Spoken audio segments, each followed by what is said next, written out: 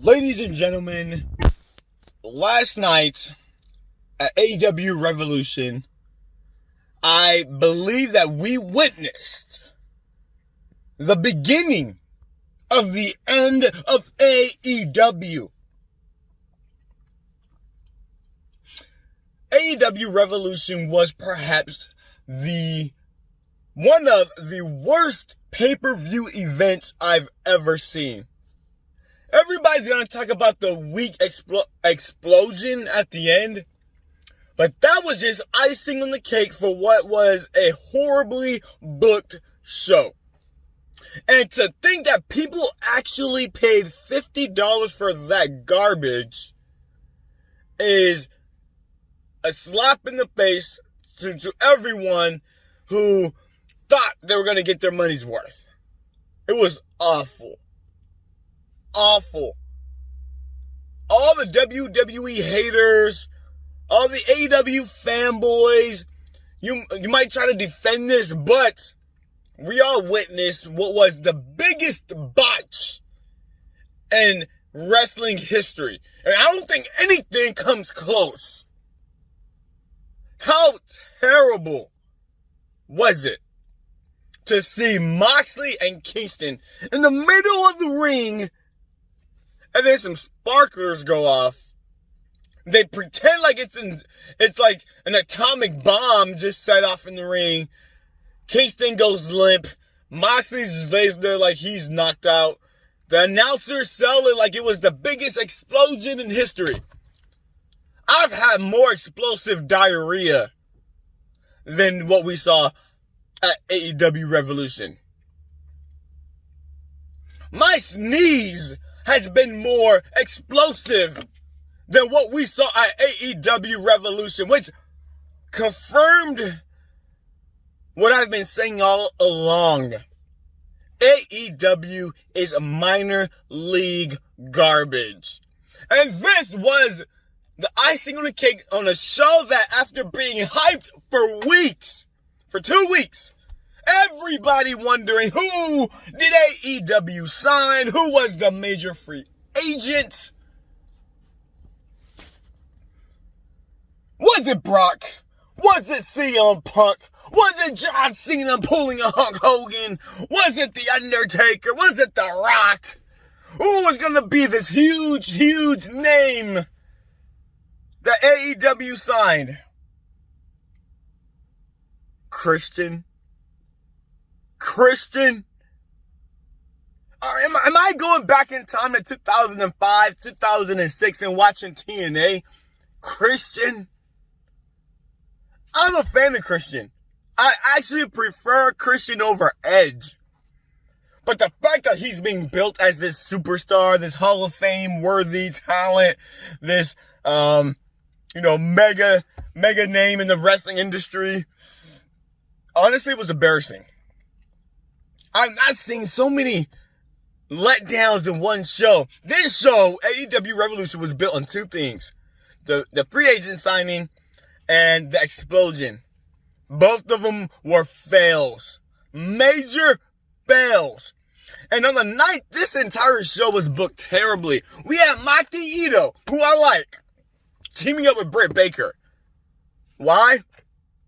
Your guess is as good as mine. I don't even think AEW knows why. They're just so focused on surprises, having tricks up their sleeves.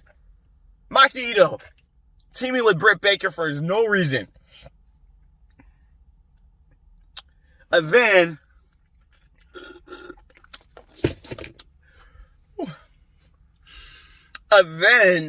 we had the tag team, the MJF and the Young Bucks. MJF and Chris Jericho versus the Young Bucks.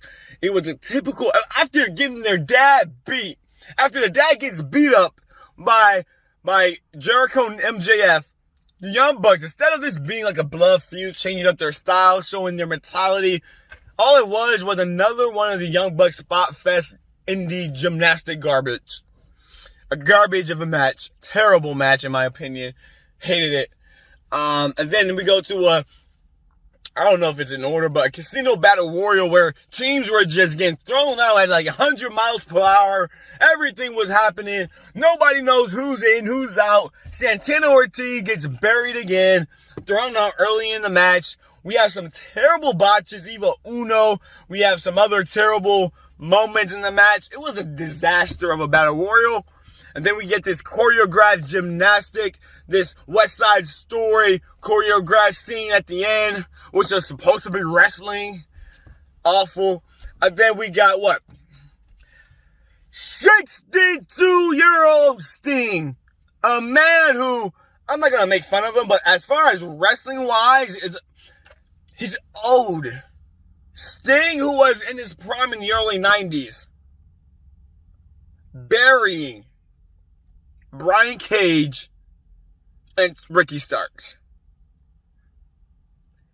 62-year-old Sting beat Team Taz. Hobbs showed up. Hook showed up. Starks and Cage were there. And they get beat by 100-pound Darby Allin and the 62-year-old Sting. Brian Cage has lost all credibility. All credibility. He cannot recover from losing to a 60-year-old with a bad neck. Ricky Starks, a future star, is booked to get pinned by Sting. He got destroyed by Sting. Embarrassing. This show, top to bottom, was embarrassing. Moxley and Omega had a terrible match. They had plastic barbed wire. You're supposed to look brutal. It was so weak. The explosions were weak throughout the match. The barbed wires, at one point, Moxley lands on the barbed wire with no shirt. There's no blood. It's supposed to be barbed wire. How come there's no blood on his back? It was awful. AEW branded itself as being an alternative to the WWE, and they were right.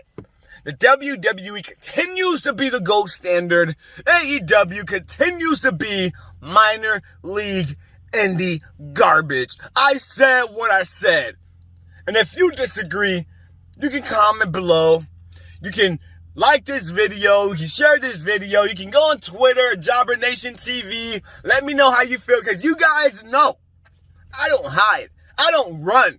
You can take a screenshot of this. You can take, a screenshot of this. You can post it on my Twitter. I don't care. My face is right here. I ain't going nowhere. Jobber is right here.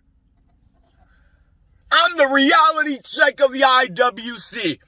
The reality is AEW failed everybody, and it was a major, major failure of a show at Revolution.